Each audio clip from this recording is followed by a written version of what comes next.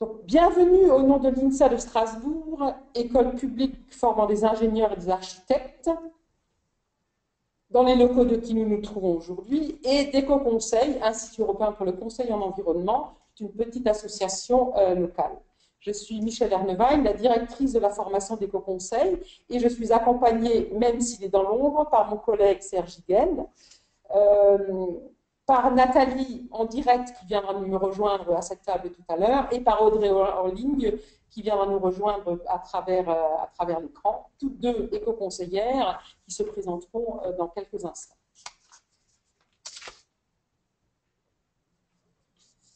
Voilà près de 30 ans que l'INSA de Strasbourg Éco-Conseil met en œuvre ensemble le master spécialisé éco-conseiller. Dans le cadre de cet improbable mais bien réel partenariat entre une école d'ingénieurs et une petite association, partenariat de longue date, nous avons l'ambition, en une année, de former des professionnels capables d'accompagner des projets d'environnement et de développement durable, et ceci dans tout type de structure. Pour piloter de tels projets, il est nécessaire de maîtriser un certain nombre de connaissances en matière d'environnement et de développement durable, connaître également les acteurs, leurs compétences, la réglementation. Il s'agit aussi de développer des compétences, autant en matière de gestion de l'environnement et du développement durable que de gestion de projet, et de connaître les démarches et les outils qui leur sont associés. Il s'agit également de développer un savoir-être qui soit cohérent avec les valeurs du développement durable. C'est quelque chose d'important pour nous et je sais que beaucoup de personnes intéressées par notre formation sont particulièrement sensibles à ce point, car un de leurs objectifs, et non des moindres, est d'exercer à l'avenir une profession qui soit en cohérence avec leurs valeurs personnelles. Afin de pouvoir aborder cet aspect en environ 1 heure et quart, ma présentation sera organisée en 3 parties. Alors, nous allons démarrer par la partie métier, avec tout d'abord 2 témoignages d'éco-conseillères, puis je vous présenterai les spécificités de la formation et terminerai par un certain nombre de données chiffrées. Le deuxième volet sera consacré à la formation et consistera en un balayage somme toute assez rapide, en partant des objectifs de la formation, en présentant des éléments de son contenu, en évoquant bien évidemment le volet pédagogie et en terminant par les méthodes d'évaluation et de validation. Il y aura une 3e partie, Nathalie, Audrey et moi répondrons ensuite à vos questions. Nous allons donc démarrer par le premier témoignage, qui est celui de Nathalie, qui est en train de s'asseoir à mes côtés. Donc, Nathalie a suivi la formation en 2010-2011, après un cursus initial en biologie et une première expérience de chargée de projet pour une association militante de défense de la nature. Bonjour Nathalie, alors qu'est-ce qui t'a poussé à suivre ce master spécialisé alors que tu étais déjà diplômée en environnement et que tu travaillais dans ce domaine? Alors déjà, bonsoir à toutes et à tous, j'espère que vous allez bien. Alors j'ai suivi la formation il y a 6 ans. Alors pour quelles raisons? C'est vrai que j'étais à l'époque chargée de projet dans une fédération de protection de l'environnement. Ça me plaisait beaucoup, mais le secteur associatif m'avait un peu lassée, on va dire. Et autour de moi, tous mes amis travaillaient en entreprise. Et je me suis dit, il y a sûrement de la place aussi en entreprise pour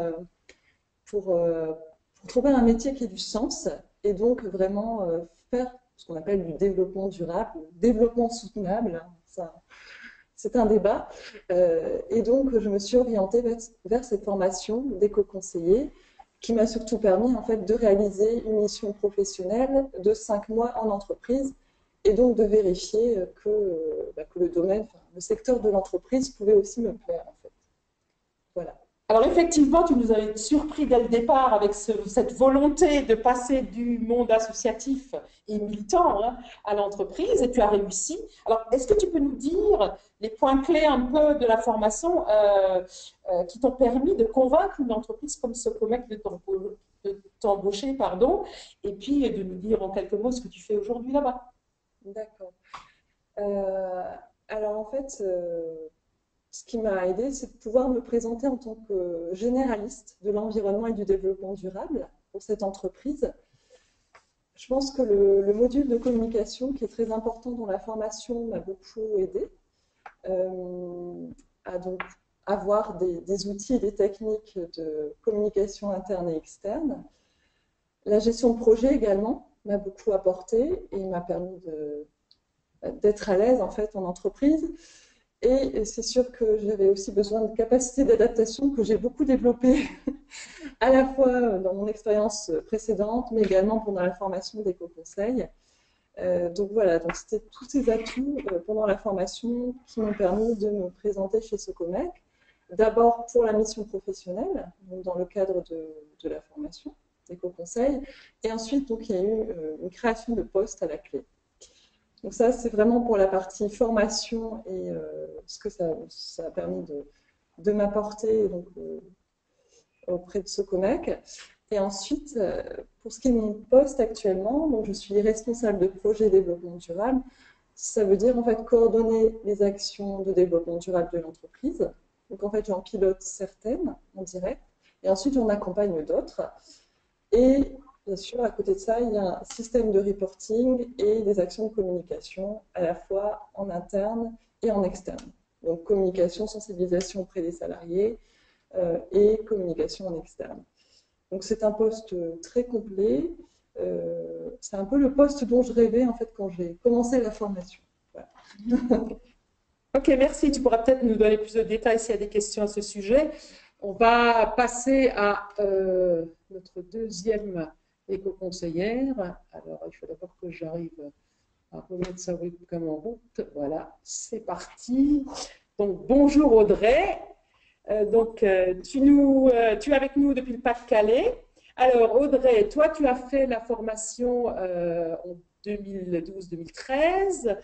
Et alors, qu'est-ce qui pousse quelqu'un comme toi qui est diplômé en droit à suivre une telle formation et en quoi ce master spécialisé a-t-il répondu à tes attentes? D'accord. Comme Nathalie a commencé, je vais dire bonjour à tout le monde déjà. Effectivement, du coup, j'ai un parcours où j'ai commencé par une formation de juriste. Donc, pendant 5 ans, j'étais à l'université, donc jusqu'à obtenir mon master 2, donc dans tout ce qui était droit privé, sciences criminelles. Et moi, j'y trouvais pas de sens en fait. Je me cherchais beaucoup et j'avais vraiment l'envie d'avoir un métier qui ait plus de sens et qui me permette un peu de façon utopiste d'apporter ma pierre à l'édifice. Donc suite à ça, je me suis posé beaucoup de questions. Donc j'en ai profité pour faire une année, beaucoup voyager. Et puis en revenant de mes voyages, je me suis orientée dans tout ce qui était agriculture biologique. Donc j'étais vendeuse dans une biocoop, j'étais responsable d'une boulangerie bio, etc. Et du coup, tout ça m'a donné envie de continuer, mais d'être plus dans de la gestion de projet, mais j'avais pas les compétences, j'avais pas le niveau. Donc en fait, je voyais bien qu'il y avait des postes qui pouvaient m'intéresser autre que de la vente, mais j'avais clairement pas, j'avais pas d'outils ni théoriques ni pratiques. Du coup, j'ai farfouillé un peu pour connaître différentes formations. Et puis, je suis tombée sur Éco-Conseil. Et ce qui m'a plu, en fait, dans cette formation, c'était le volet... Enfin, moi, je cherchais une formation qui était courte. Et donc là, c'est en 1 an. Je venais quand même de faire 5 ans de droit. Donc là, je pouvais plus faire plus. Je cherchais également une formation qui était professionnalisante, donc avec un côté très pratique et très ancré dans le monde professionnel, ce qui n'est pas du tout le cas du droit. Donc là, j'ai été servie avec Éco-Conseil, c'était bien, parce que la plupart des intervenants, en fait, sont des professionnels et pas des professeurs. Et puis, j'avais besoin de compétences à la fois théoriques sur le développement durable et à la fois donc, sur des compétences, on va dire, de gestion de projet. Donc, voilà, c'était divers et ça m'allait bien, quoi. Ok, alors tu es retourné dans le nord, pardon, pour effectuer ton stage de mise en situation professionnelle et tu es resté là-bas pour travailler. Tu travailles depuis le début février 2014 pour l'association énergétique. Est-ce que tu peux nous parler rapidement de ce parcours? Oui. Du coup, j'ai fait mon stage professionnel dans le Nord, du coup, dans une coopérative, donc société coopérative qui s'appelle Extramuros. Là, j'étais en appui aux consultants sur des missions de démarche développement durable auprès de collectivités ou d'entreprises ou d'écoles, par exemple. Et puis après, j'avais aussi un volet où je devais faire une sorte de diagnostic de toutes leurs pratiques de la société. Et puis, depuis février 2014, je travaille dans l'association énergétique, dans le Pas-de-Calais. Je suis chargée de mission énergie renouvelable. Et ma mission, c'est de venir accompagner des collectifs de citoyens ou des collectivités à mettre en place des projets de production d'énergie renouvelable. Là, j'ai dit plein de gros mots, c'est horrible, personne ne comprend rien, j'imagine. L'idée, c'est plutôt que développer des panneaux solaires sur votre toit tout seul, vous n'avez pas forcément les moyens, vous n'êtes pas forcément propriétaire, et l'idée, c'est de se rassembler dans un collectif, d'investir tous ensemble dans une toiture qui appartiendra à un collectif. Et donc, moi, mon rôle là-dedans, c'est de faire tout l'accompagnement financier, juridique, toute la partie communication, animation du groupe, mobilisation du coup de tout un tas de personnes. Voilà, c'est très complet, quoi. Ok, merci beaucoup. De rien.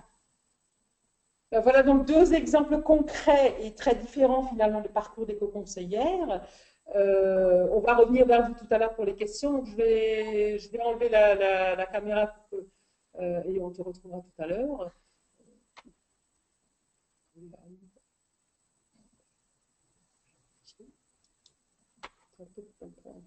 Technique. Voilà, à tout de suite. Alors, on a vu deux exemples, donc assez différents, et on peut se poser la question de savoir si on peut vraiment définir ce qu'est un éco-conseiller.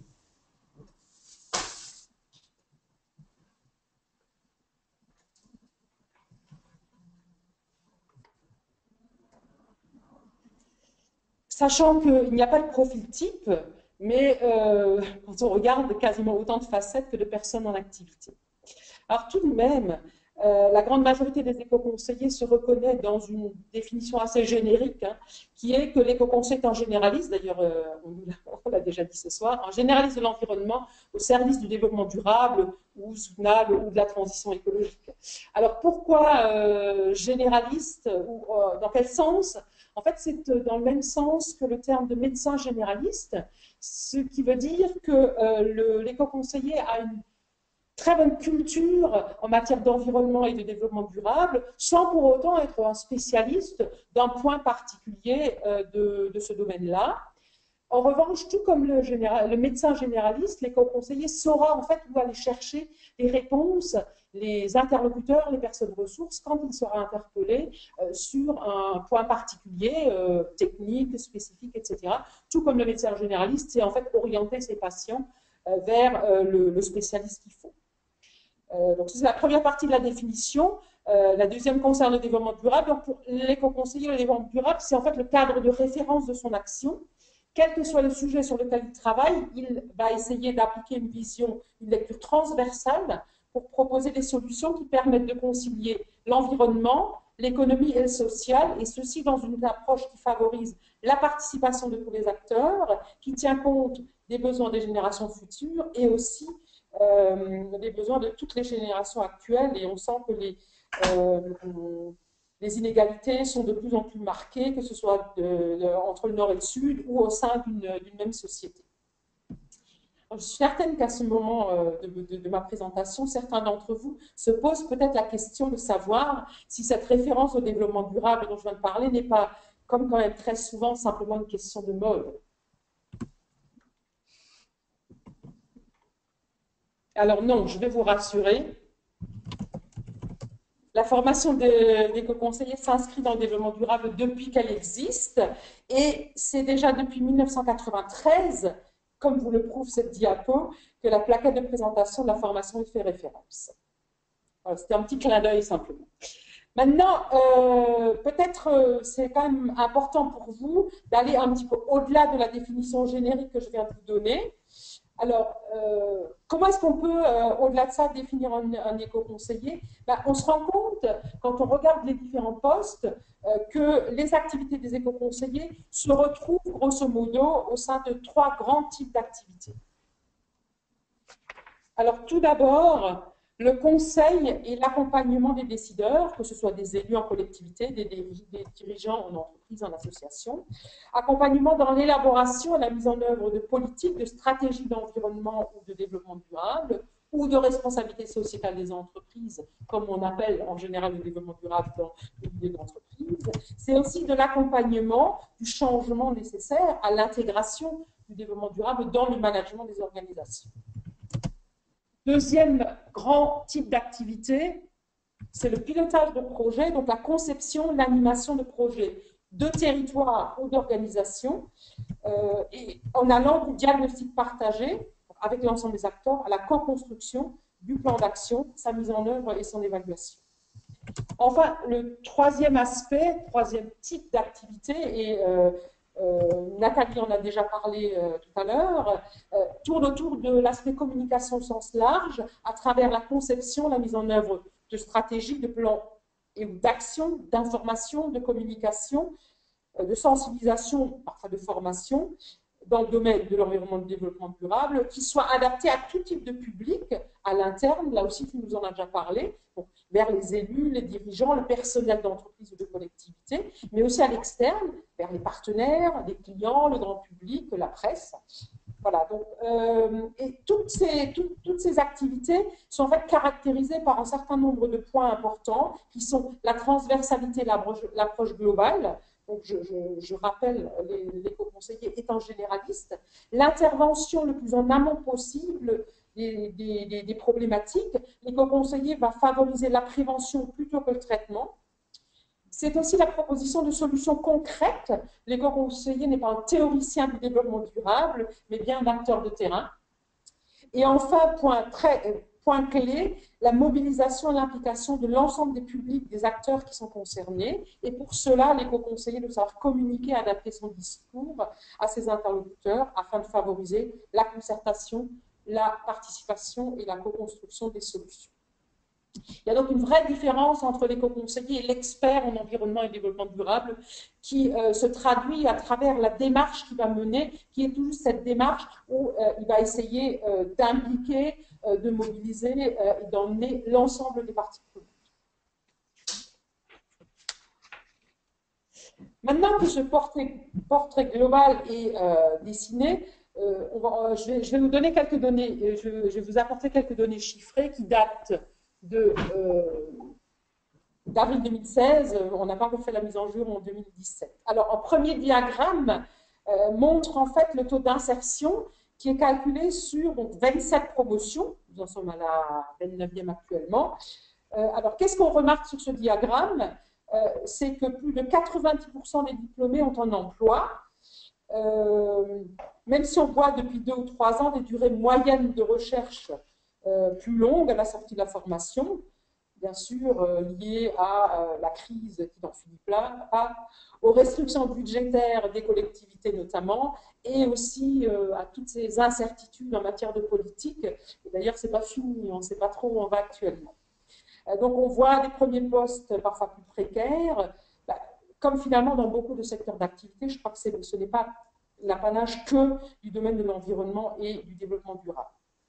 Alors, certains d'entre vous se demandent certainement pourquoi, en fait, je préfère donner un chiffre global plutôt que le taux d'insertion à 6 mois. Alors, autant le taux d'insertion à 6 mois a du sens quand on regarde une population homogène d'étudiants, autant il nous semble absolument pas représentatif de la réalité du métier. En effet, une promotion d'éco-conseil en formation, c'est entre 20 et 25 cas particuliers. Donc, difficile de faire des moyennes, avec un certain nombre de personnes qui continuent pendant un ou plusieurs mois dans l'organisme qui les a accueillis pour leur stage, mais qui peuvent se retrouver en fait en tant que demandeurs d'emploi après 6 mois après la fin de la formation. Alors, on les met dans quelle catégorie à ce moment-là? Je ne sais pas trop.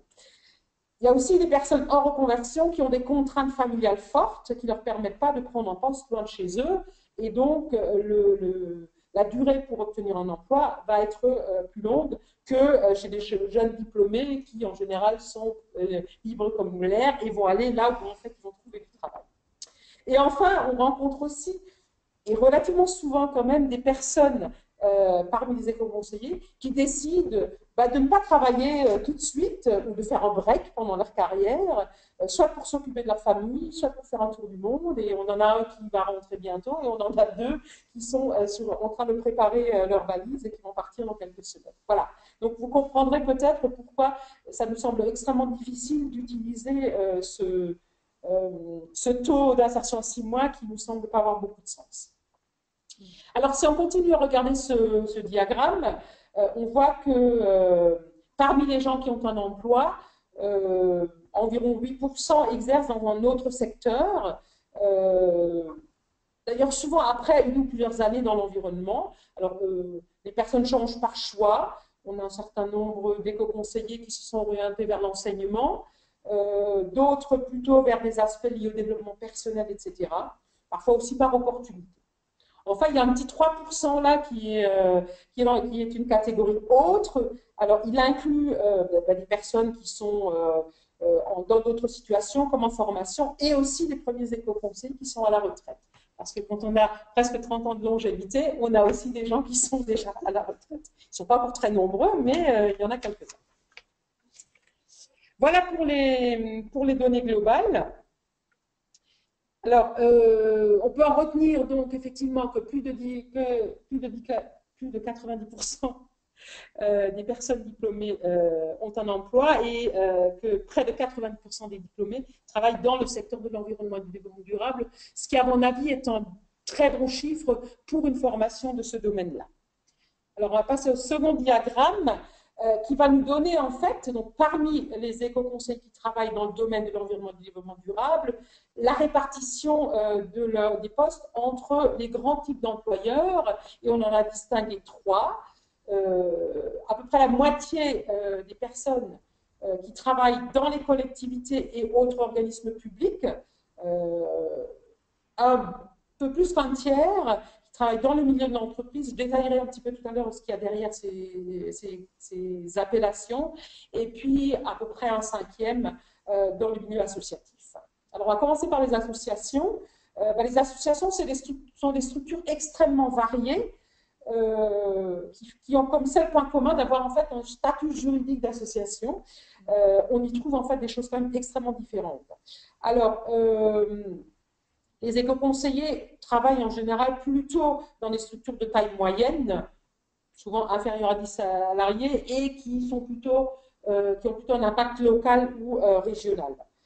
Dans les associations, en fait, les éco-conseillers abordent énormément de domaines, notamment l'énergie, et bien sûr avec des missions d'accompagnement, d'information, de sensibilisation. Ce qu'il est intéressant de noter dans ce milieu-là, c'est que notamment les jeunes diplômés qui vont arriver dans ce milieu-là peuvent évoluer assez rapidement de postes de charge de mission au départ vers des postes d'encadrement, voire de direction. Alors, le diagramme suivant nous donne une idée de la répartition des postes, donc qui concerne à peu près 50% des éco-conseillers en activité, dans les collectivités et autres organismes publics, donc aussi bien les services déconcentrés de l'État, les agences nationales, quelques organisations internationales, l'essentiel étant représenté par les communes, les intercommunalités. Les conseils départementaux ou régionaux et également des syndicats mixtes.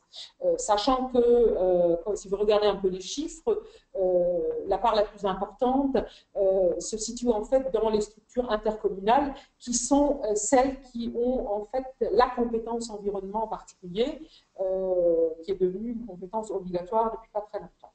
Alors, quels sont les domaines qui sont abordés en fait dans ces postes-là? Ils sont extrêmement nombreux. Beaucoup d'éco-conseillers travaillent en fait sur les déchets, également l'eau, les milieux naturels, l'énergie, en lien avec les bâtiments, etc.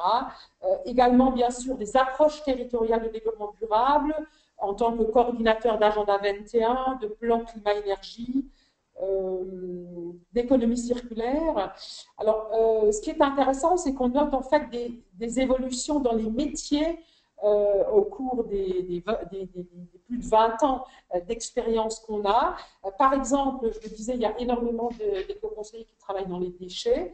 Il y a les premiers éco-conseillers, dans les années 90, avaient des postes relativement techniques de pilotage, de déchetterie, éventuellement d'usines d'incinération, de mise en place de filières de recyclage, etc.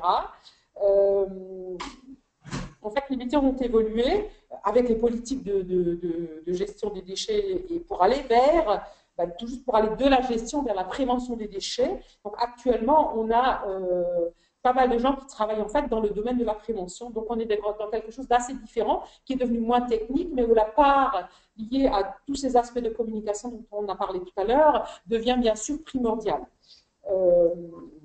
Voilà, en termes de type de poste, c'est très variable. On peut voir qu'avec l'ancienneté, en fait, les postes évoluent, en commençant par chargé de mission, à chef de service, éventuellement responsable d'une direction dans une collectivité plus ou moins importante.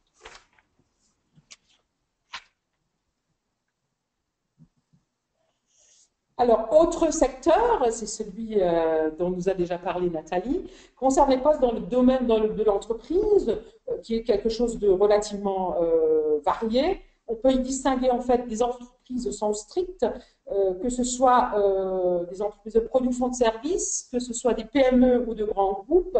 On a aussi mis dans cette catégorie en fait des établissements publics assimilés à des entreprises comme la SNCF, certains bailleurs sociaux, etc. Où l'éco-conseil est en général responsable environnement ou responsable développement durable ou RSE, plutôt dans les grandes structures. Dans les petites organisations, il y a souvent de multiples casquettes et au-delà de l'environnement et du développement durable, on peut aussi travailler sur des questions de sécurité ou de qualité. Autre type de structure, ce sont en fait les bureaux d'études ou de conseil, bureaux d'études assez classiques qui vont s'occuper d'études réglementaires, mais surtout bureaux de conseil qui vont accompagner en fait les organisations, que ce soit les entreprises et collectivités, pour la mise en place de systèmes de management, pour l'intégration du développement durable dans leurs approches, pour des missions plus spécifiques sur la mobilité, sur l'énergie, etc.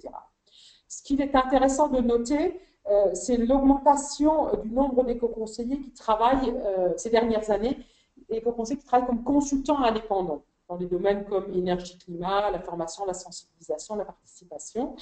En effet, près de 40% des personnes, enfin des postes en bureau d'études de conseil sont des personnes qui travaillent comme consultants ou dans des tout petits bureaux d'études qu'ils ont parfois créés eux-mêmes.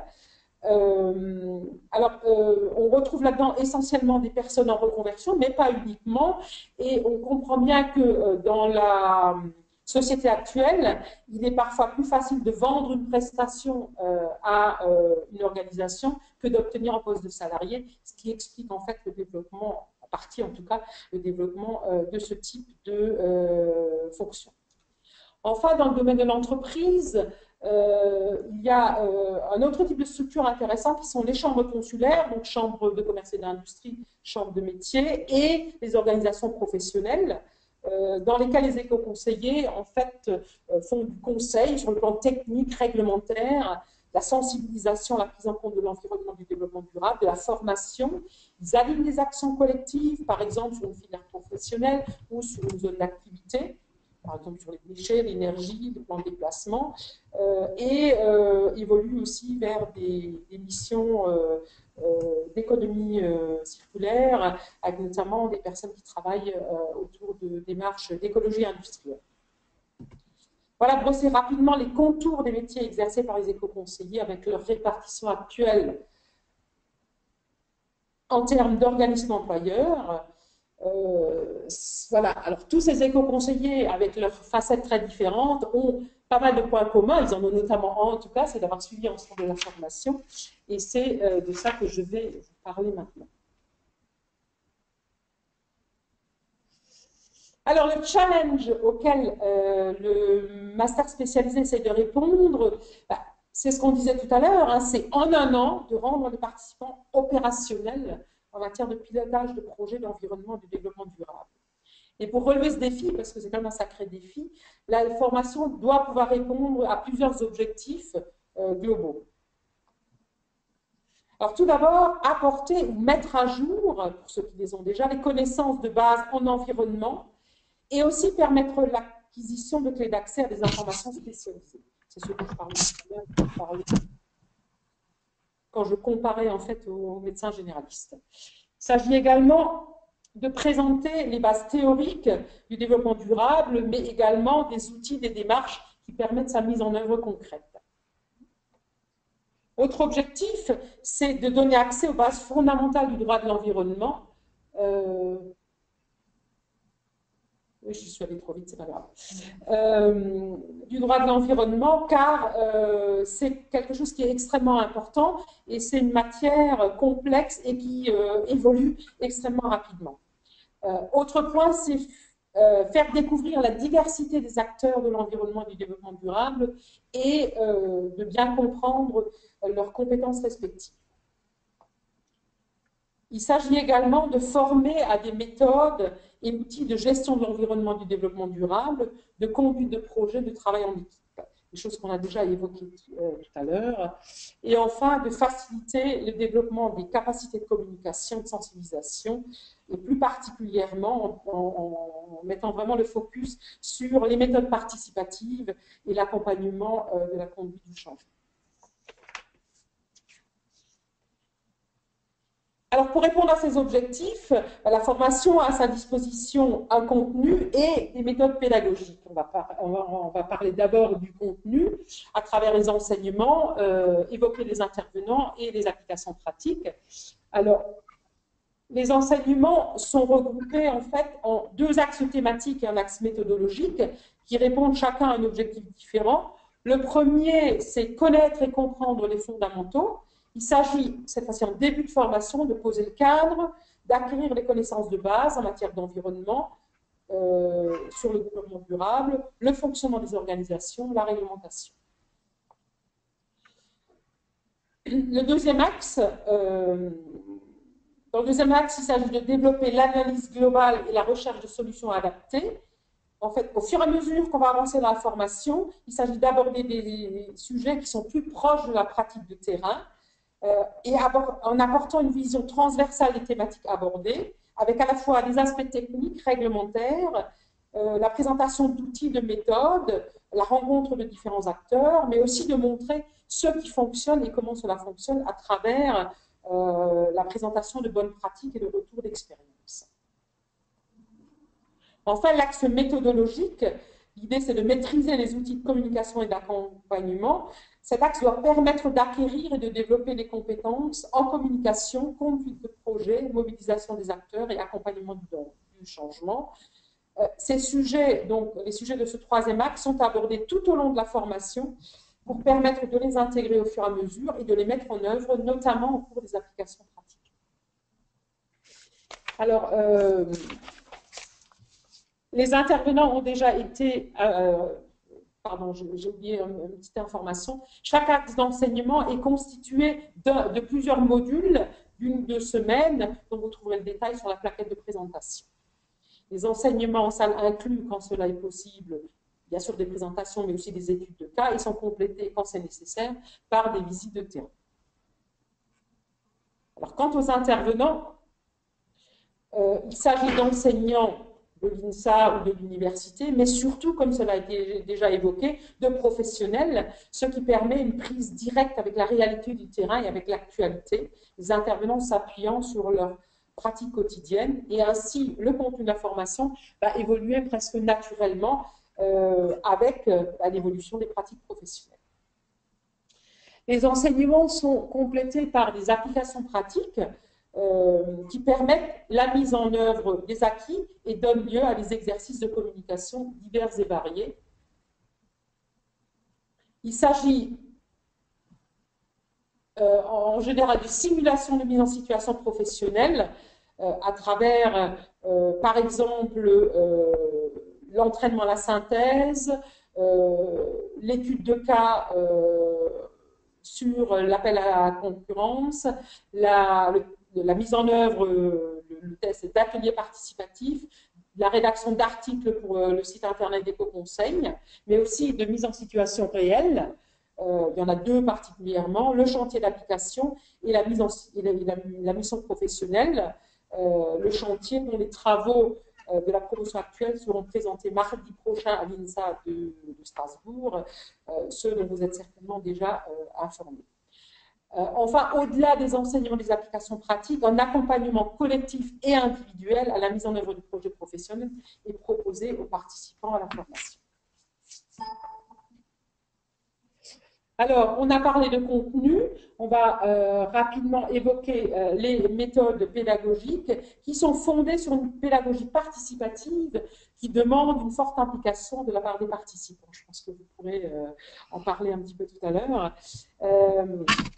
Alors, pour favoriser en fait les échanges au sein du groupe information, ce groupe qui est riche par la variété des profils et des expériences des participants, puisqu'en fait, dans une promotion, on va avoir aussi bien des jeunes diplômés et des gens en reconversion professionnelle après quelques 3-4 ans ou après 25 ans d'expérience professionnelle, et puis des gens qui ont des parcours initiaux extrêmement différents, scientifiques, juridiques, on l'a déjà vu tout à l'heure, littéraires, dans l'informatique, enfin voilà, ça peut être extrêmement varié.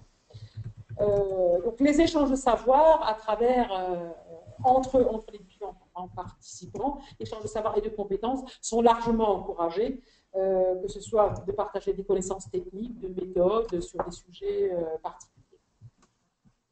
Par ailleurs, toujours dans l'implication, un dispositif intitulé Coformation, et vous entendrez reparler si vous participez à la formation ou si vous discutez avec des anciens. Ce dispositif donne un rôle un peu particulier à chaque étudiant à un moment donné de la formation. C'est un rôle d'animation, de compte-rendu, de lien avec les intervenants, d'évaluation et de proposition d'amélioration. Alors, le travail en équipe est courant et il favorise les situations d'intelligence collective et permet l'expérimentation d'outils de gestion de groupe. La professionnalisation dont Audrey nous a parlé tout à l'heure passe notamment par les mises en situation simulées au réel que j'ai déjà évoquées, qui préfigurent celles auxquelles l'éco-conseiller sera confronté par la suite en situation professionnelle. La formation est également un moyen privilégié pour développer son réseau professionnel à travers les collègues de promotion, les intervenants, les professionnels croisés dans le cadre de la recherche des mises en situation et aussi d'intégrer le réseau professionnel des éco-conseillers. Sachant que dans le domaine de l'environnement et du développement durable, avoir un réseau, c'est quelque chose d'extrêmement important pour pouvoir trouver tout juste les personnes ressources dont on a besoin en fonction des situations qu'on va rencontrer. Alors, qui dit formation dit aussi évaluation, bien sûr. Alors, elle prend plusieurs formes et les évaluations, nous les avons voulu cohérentes avec l'approche professionnelle que nous privilégions. Il s'agit donc essentiellement de mise en situation, de simulation de mise en situation professionnelle à travers la rédaction d'une note de synthèse ou en fait qui pourrait être posé à un éco-conseiller en activité, la rédaction d'un rapport dans le cadre de la coformation dont je parlais tout à l'heure. Il y a également plusieurs devoirs sur table sous forme de simulation de mise en situation avec des sujets qui commencent un petit peu toujours de la même manière. Vous êtes éco-conseiller dans telle et telle situation et puis ben voilà, on pose un certain nombre de questions, on met à disposition des annexes qui permettent vraiment de se projeter en situation professionnelle. Enfin, au-delà des simulations, il y a bien sûr l'évaluation des mises en situation réelles, notamment du chantier d'application et de la mission professionnelle. Quant à la validation de la formation, elle est double. Le titre d'éco-conseiller qui est délivré par Éco-Conseil et le master spécialisé éco-conseiller délivré par l'INSA de Strasbourg en partenariat avec Éco-Conseil.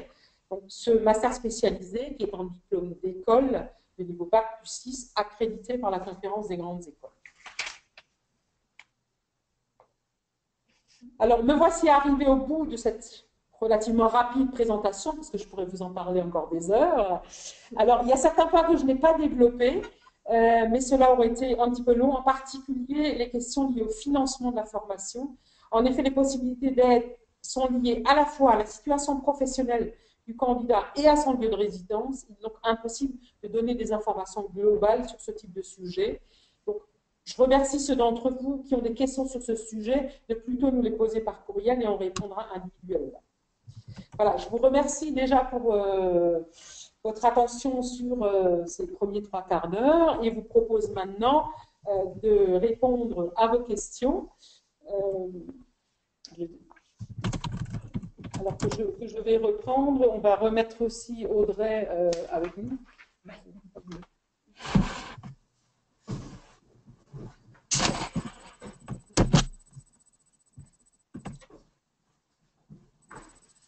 Ça y est, Audrey qui est revenue. Voilà. Je ne sais pas s'il y a, je vais tout juste vérifier s'il y a des...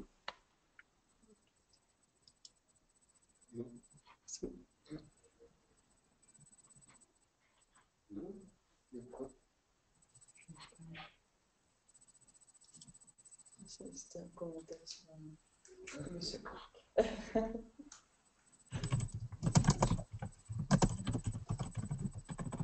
Bon, alors...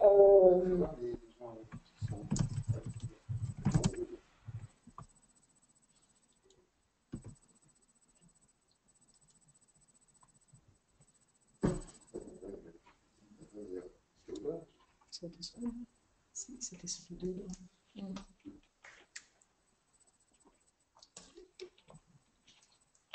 Alors,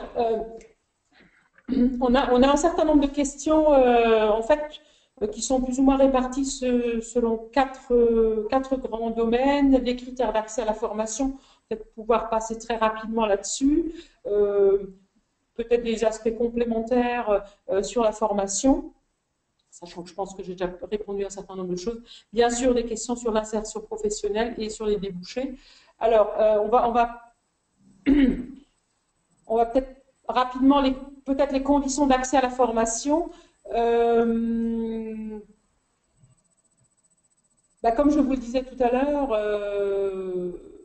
tout type de diplômes sont en fait possibles, avec en principe un niveau d'accès à Bac plus 4, Bac plus 5 quand on est en fin de formation initiale, ou Bac plus 4 avec de l'expérience professionnelle quand on est au moins 3 ans, quand on est en reconversion, sachant que pour accéder au master spécialisé, ce sont ces critères-là qu'il faut respecter. Alors, il y a une possibilité de participer à la formation et éventuellement d'intégrer le master spécialisé quand on a un Bac plus 3 et d'expérience professionnelle, avec une possibilité de dérogation, mais ce sont des choses qu'il faut un petit peu voir au cas par cas. Peut-être un petit commentaire de votre part sur la diversité en fait des profils. Je crois que c'est quand même quelque chose qui est extrêmement important au niveau de la formation et à laquelle on ne s'attend pas forcément, même si on en parle beaucoup avant. Je pense que c'est quand même toujours une surprise et une découverte.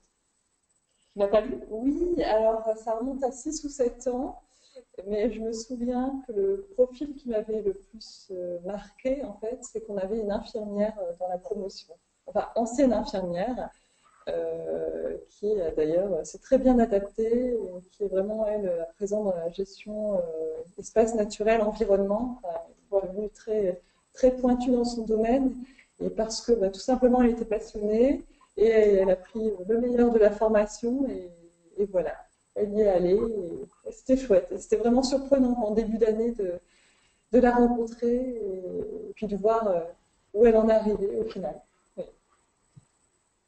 Audrey, toi qui as fait la formation quasiment en fin de formation initiale, avec tout juste une petite expérience, ta réaction là-dessus sur la diversité à la fois des âges et des profils?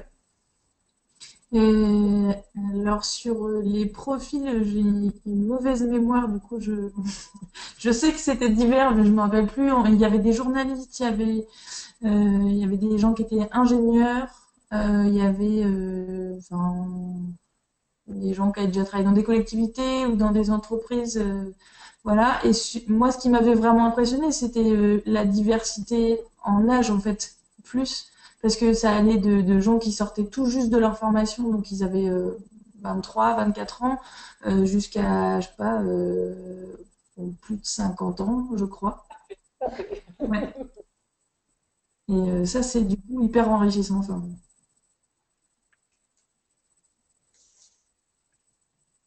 Oui, en général, effectivement, la fourchette d'âge, c'est 23-24 pour le plus jeune et un petit peu plus de 50 ans, parfois même un petit peu plus de 55 pour le plus âgé de la promotion.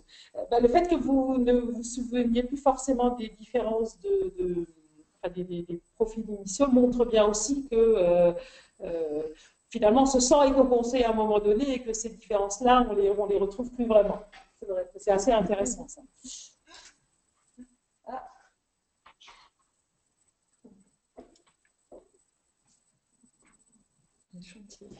Alors, il y a encore une dernière question sur les critères d'accès qui est le taux d'admission à la formation.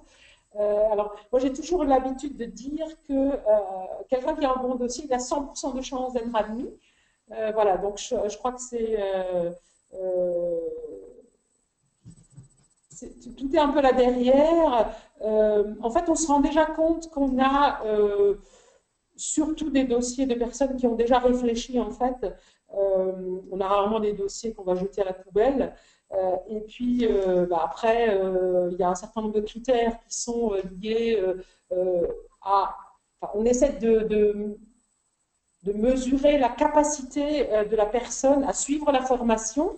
Et suivre la formation, c'est quelque chose, il y a une question tout à l'heure là-dessus, c'est une formation qui est dense, qui est intense, donc c'est vrai qu'il faut pouvoir le faire. Et puis surtout, il faut avoir enfin, on essaye de repérer des qualités, on va dire, de quelqu'un qui va ensuite être appelé à travailler avec pas mal de gens différents, etc. Donc il faut avoir des capacités d'écoute, de pouvoir se mettre en retrait, de pouvoir pas toujours vouloir avoir raison, etc., mais plutôt d'arriver à faire se rencontrer peut-être des points de vue différents, etc., et d'arriver à faire avancer les gens ensemble. Donc c'est plutôt ce genre de critères-là, qui sont des critères un peu subjectifs, mais bon, parfois on sent quand même un certain nombre de choses. Donc le taux d'admission, il est... Après, il y a souvent les gens qui ne viennent pas, c'est plus pour des questions de difficultés de financement ou des choses de ce type-là. voilà, là-dessus, si je peux réagir, Oui. je me rappelle en fait que peut-être une semaine ou 2 semaines avant d'avoir passé l'entretien pour Éco-Conseil, en fait, j'étais à l'INSA de Lyon. Et du coup, enfin, c'était vraiment une grosse pression. Et enfin, du coup, le parcours était très scientifique et technique. Donc, moi, ça m'a pas plu. On me donnait des débouchés chez EDF, Areva, Total, qui me faisaient pas du tout rêver. Et quand je suis arrivée du coup à Éco-Conseil, j'ai refait la même présentation que j'avais préparée. Et en fait, les questions qu'on m'a posées m'ont un peu déroutée dans le sens où on m'a dit, enfin, on m'a posé des questions sur ce que j'étais et pas sur mon parcours ou ce genre de choses. Et du coup, là, je me suis dit, ah, je crois qu'on va être en phase en fait, du coup. C'était ça un peu. Ok. Alors sur la formation, bon, les questions concernant le déroulé de la formation, je pense qu'il y avoir à peu près répondu, hein. Les matières étudiées, je crois qu'il faut regarder plutôt ce qu'il y a dans la plaquette. On ne peut pas rentrer dans le détail, hein, donc évidemment des aspects en lien avec l'environnement et le développement durable, la communication, la gestion de projet. Voilà, ça fait énormément de choses en très peu de temps. Il y a une question, la formation contient-elle un volet sur la RSE? Comme je le disais tout à l'heure, la RSE, c'est le développement durable décliné dans le monde de l'entreprise. Donc, il y a notamment un module qui s'appelle Entreprise et développement durable, qui est un module de 2 semaines, dans lequel on parle notamment des différents acteurs, des démarches possibles, et notamment d'ISO 26000, hein, donc démarche certification développement durable. voilà, je crois qu'on peut répondre oui. Il y a une autre question qui vient de nous arriver sur les chantiers d'application. D'où proviennent-ils?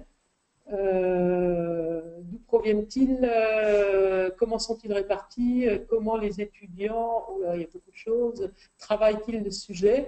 Je crois, idéalement, le plus simple, c'est encore de venir,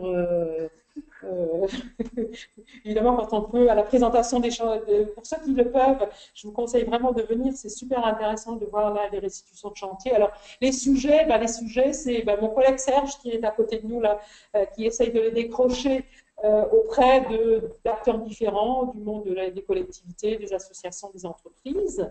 Voilà, donc on discute avec eux pour voir si leurs propositions peuvent donner lieu à un travail d'éco-conseiller. Cette année, on a des missions autour, pas mal de choses autour de la gestion des déchets, dans des structures différentes. Hein, donc sur la prévention, par exemple, avec un travail pour l'Eurométropole de Strasbourg sur les cafés réparations. Un travail plus classique avec une fondation qui s'occupe de personnes handicapées, qui a pas mal d'ateliers protégés, etc., sur faire un diagnostic de la gestion des déchets et proposer des améliorations de cette gestion. On a un chantier avec un bailleur social sur le mieux vivre ensemble, qui est extrêmement intéressant. Nous sommes vraiment allés à la rencontre en fait, des locataires avec des propositions d'amélioration qui vont émerger. J'en oublie un, je n'arrive pas à le retrouver.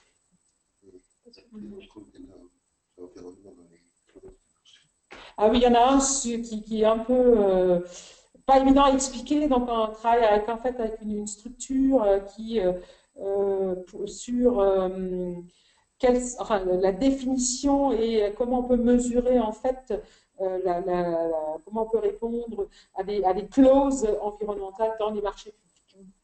Voilà.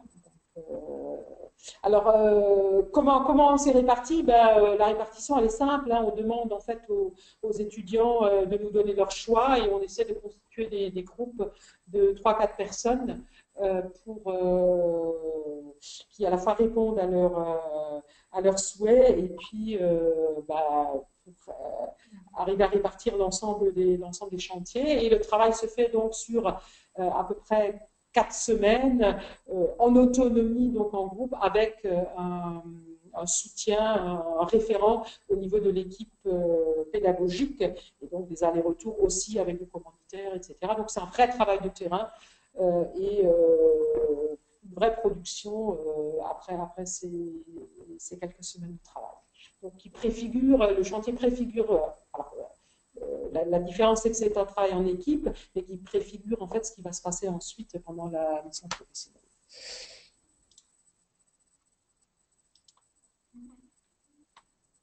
Est-ce qu'il faut rendre un mémoire à la fin de la formation ou juste une note de synthèse? Non, c'est vraiment un mémoire qu'il faut rendre. C'est un travail relativement important, puisqu'en fait, on demande non seulement on ne demande pas un rapport de stage, mais clairement un mémoire dans lequel, en fait, il s'agit d'analyser finalement, de présenter et d'analyser le travail qui a été fait. Donc, à la fois de se poser des questions sur le contexte, donc analyser le contexte, la commande qui a été faite et d'expliquer comment on y a répondu. Et ensuite de présenter le travail qui a été réalisé, avec aussi bien les différentes étapes, les méthodes qui ont été mises en œuvre, les résultats obtenus.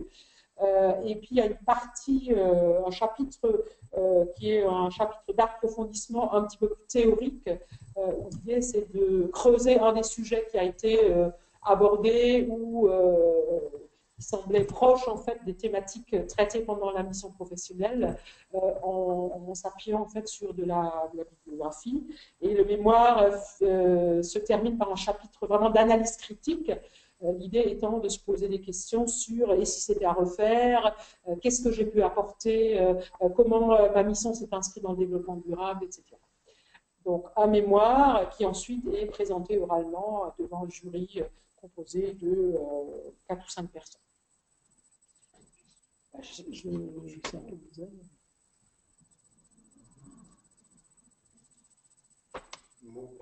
J'arrive pas à monter. Je sais pas. Alors,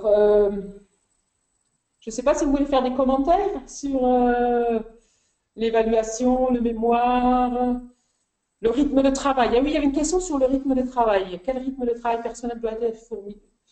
Donc, je disais tout à l'heure déjà que c'est une formation qui est dense, qui mobilise beaucoup. Donc, au-delà du nombre d'heures, hein, il y a officiellement 32 heures et demie par semaine, mais je pense qu'en fait, il y en a largement plus. Après, ça dépend aussi comment les gens travaillent. Ce qui est important, à mon avis, c'est d'être capable, parce qu'en fait, les choses, ça passe très, très vite, quoi.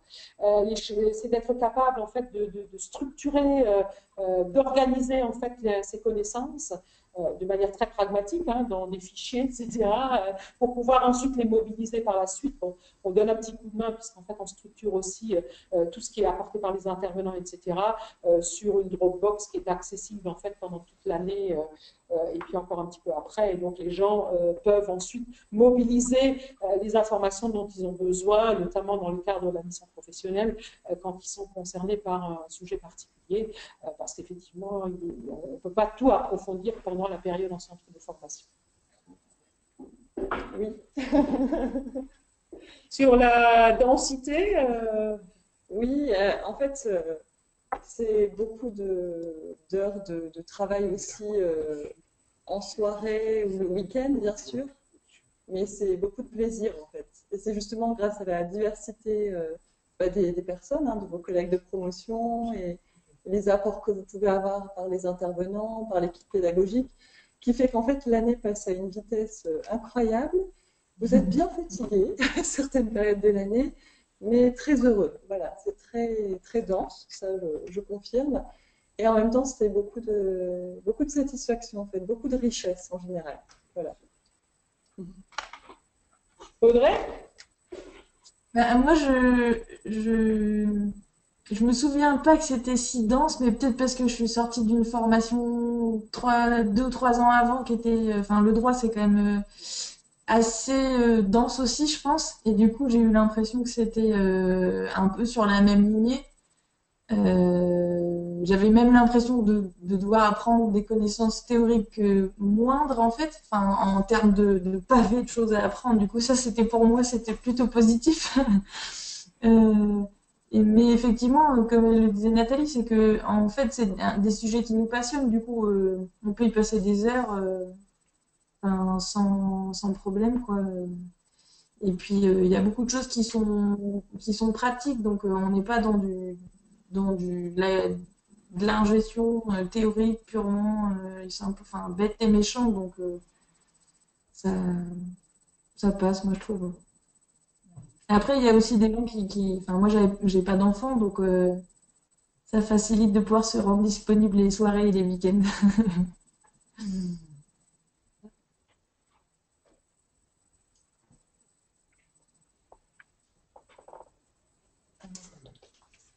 Ok. Je crois qu'il y a une question sur la taille des promotions. Donc, actuellement, on est autour de la vingtaine. Donc, cette année, ils sont 23. Je ne sais plus ce qu'il y a. Oui, ça c'est pour plus tard. On va peut-être passer à la suite sur le métier.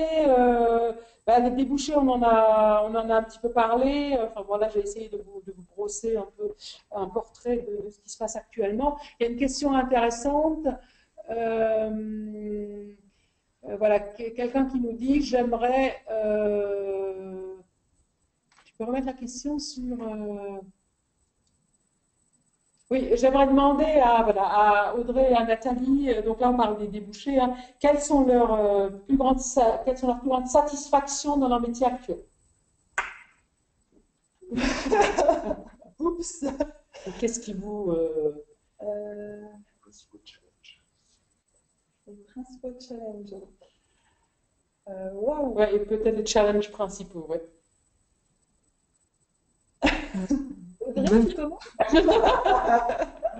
Ouais, je peux commencer si tu veux.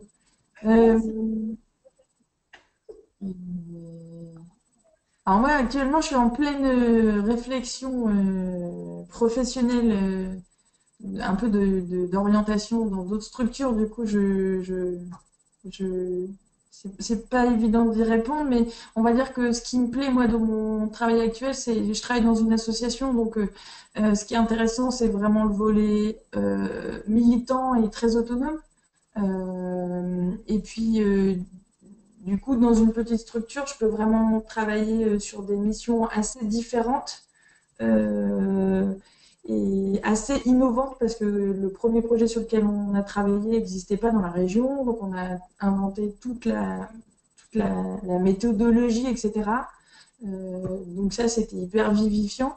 Et ce qui est plaisant aussi, c'est du coup de travailler avec des citoyens à monter des projets. Donc, on met en œuvre concrètement enfin, la transition énergétique, quoi. Euh, donc ça, c'est chouette. À ton tour, Nathalie. Je suis prête. Oui, alors tu m'as aidé en fait en parlant de diversité. Et en fait, c'est la chance qu'on a, enfin, qu'on peut avoir dans nos postes, c'est celle de pouvoir passer d'une thématique à l'autre. Et en fait, l'un de mes derniers challenges, c'est celui de... Je reste concentrée, pardon. Il y a des petits problèmes techniques autour. De proposer en fait un module de sensibilisation sur les bonnes pratiques des affaires pour les commerciaux. Et ça, au départ, c'était pas du tout un sujet que je connaissais. Il y a un peu de juridique dans tout ça. Il y a aussi du RH. Enfin, c'était vraiment intéressant. Ça, c'est un de mes challenges les plus récents. Alors, un autre challenge, mais là, on va dire que c'est moins fun, mais ça fait aussi partie du travail. C'est qu'en fait, on est soumis à des vérifications par les commissaires aux comptes sur les données sociales et environnementales qu'on fournit. Parce qu'on a une entreprise d'une certaine taille, un certain chiffre d'affaires. Et là, le challenge, c'est donc de préparer au mieux l'audit pour avoir un avis de sincérité de nos données sociales et environnementales. Alors, entre nous, c'est pas très sexy, mais en même temps, voilà, ça permet de valoriser tout notre travail de consolidation des données et toute la contribution des différents acteurs, voilà, des différents collaborateurs en interne. Donc, ça fait aussi partie du travail en entreprise en général. Et c'est un vrai challenge. Voilà, donc là on est vraiment dans le reporting et le contrôle. Mais je suis vraiment d'accord sur l'idée de diversité d'émissions. Je pense que les éco-conseillers aujourd'hui, ils sont vraiment déjà dans des secteurs différents, mais dans leur poste, on a des missions qui peuvent être très variées. Moi, dans un projet, je passe du modèle économique, enfin, j'accompagne sur du modèle économique, modèle financier, sur des montages de structures juridiques. Je dois faire des documents de communication, je dois animer des réunions, je dois faire appeler la presse. Enfin, du coup, ça change tout le temps, en fait. Et je faisais pas de communication avant, je faisais pas de technique ni d'économique avant, et du coup, enfin, on touche un peu tout finalement. Ok, merci. Je vois que le temps file, il nous reste à peu près 5 minutes encore. Et il y a pas mal de questions. Alors, on a un petit problème technique pour lire les questions. On ne comprend pas pourquoi. Donc, c'est un peu galère. Donc, on va essayer de répondre encore à certaines d'entre elles. Et puis, pour les autres, de toute façon, on les aura à l'écrit. Donc, on pourra vous répondre par écrit. Il y avait une question sur l'accompagnement pour la recherche de stage. Donc, je l'ai évoqué très rapidement tout à l'heure. Pendant la formation, en fait, il y a un accompagnement de projet.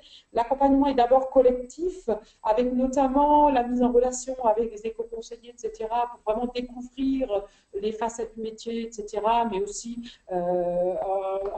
accompagner le travail sur le CV, parce que souvent, quand on est en reconversion professionnelle, c'est important, en fait, de faire un nouveau CV, en fait, d'essayer de voir de quelle manière on va pouvoir transposer les compétences qu'on a dans ce nouveau métier-là. Et c'est pas forcément facile à faire. Et puis, quelque part, il faut faire, ça oblige à faire un peu le deuil sur ce qu'on était avant. Donc, ça, c'est pas évident. Donc, il y a cet accompagnement-là. et puis guidée notamment par une éco-conseillère qui est aussi psychologue du travail. Et donc, dans un premier temps, on travaille un petit peu collectif avec la promo, et ensuite, pendant toute la durée de la formation, chaque participant est en fait accompagné par un membre de l'équipe pédagogique, donc dans la recherche, dans l'exploration en matière de projet professionnel, dans la recherche du stage, sachant que on a toute une série de stages qui nous sont proposés et qu'on met à la disposition de la promotion. Et puis ensuite, on essaye aussi de faire, voilà, d'activer nos réseaux, etc. Donc voilà, ce travail d'accompagnement a lieu tout le temps. Il a aussi lieu ensuite pendant la mission et même au moment de la rédaction du mémoire.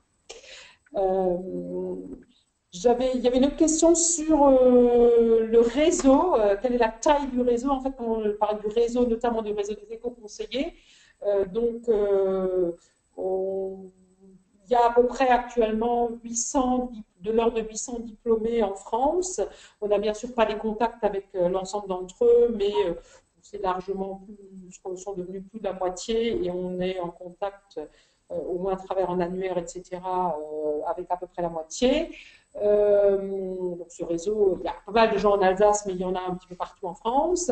Et on est aussi en relation avec nos collègues en Belgique, puisqu'il y a un institut éco-conseil qui fait une formation d'éco-conseiller donc à Namur, et il y a une formation d'éco-conseiller à l'Université du Québec à Chicoutimi, avec qui on a également des relations, avec des formations qui sont comparables mais quand même différentes, parce qu'adaptées en fait chaque fois à un contexte un petit peu différent.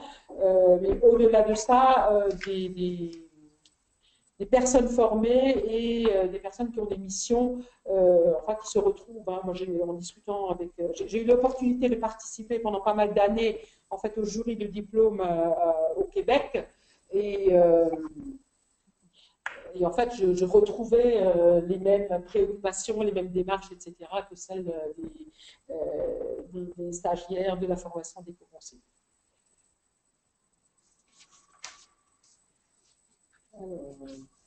Il me reste que 2 minutes, donc désolé pour les questions auxquelles on n'a pas répondu, mais encore une fois, on vous répondra par écrit. Mais c'est simplement de voir si on avait encore une particulière.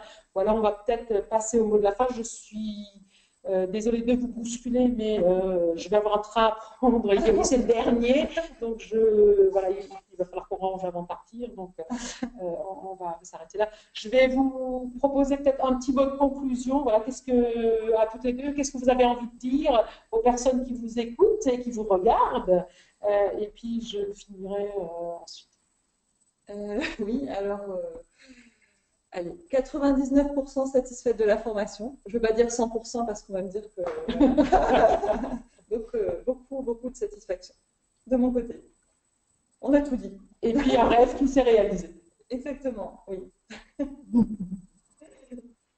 Et ben, moi, très satisfaite aussi de la formation. C'était d'ailleurs assez dur de quitter un peu le cocon alsacien et de la formation.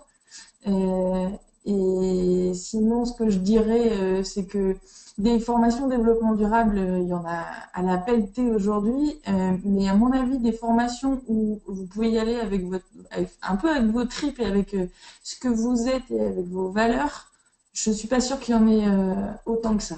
Voilà. Donc si c'est un peu le volet que vous recherchez, vous serez satisfait, quoi. Ok, ben, merci à toutes les deux pour votre participation et votre enthousiasme et votre soutien. Merci bien sûr à tous les participants qui sont avec nous en ligne. À la fin de la session, il vous sera demandé de répondre à quelques questions d'évaluation. Vos réponses et vos remarques sont vraiment importantes pour nous, donc ça doit prendre même pas 5 minutes. Ce serait vraiment sympa que vous le fassiez. Dès demain, vous pourrez visionner en fait l'enregistrement de cette présentation. Le lien vers l'enregistrement vous sera envoyé par mail en fin de journée.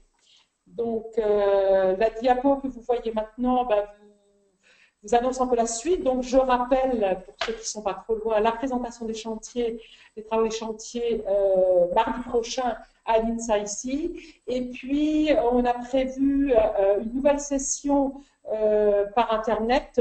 Alors, pas tout à fait de la même manière, plutôt un échange donc, avec des témoignages d'autres éco-conseillers et puis des échanges et des réponses aux questions. Donc, le prochain est prévu le jeudi 11 avril et il y en aura encore un qui sera prévu au mois de mai. Donc, n'hésitez pas, bien sûr, par mail, par téléphone, de nous contacter si vous avez des questions complémentaires. Et encore, merci à tout le monde, bonne soirée, et puis à très bientôt, j'espère. Voilà, et donc je vous dis au revoir, et je vais... Au revoir. Salut Audrey.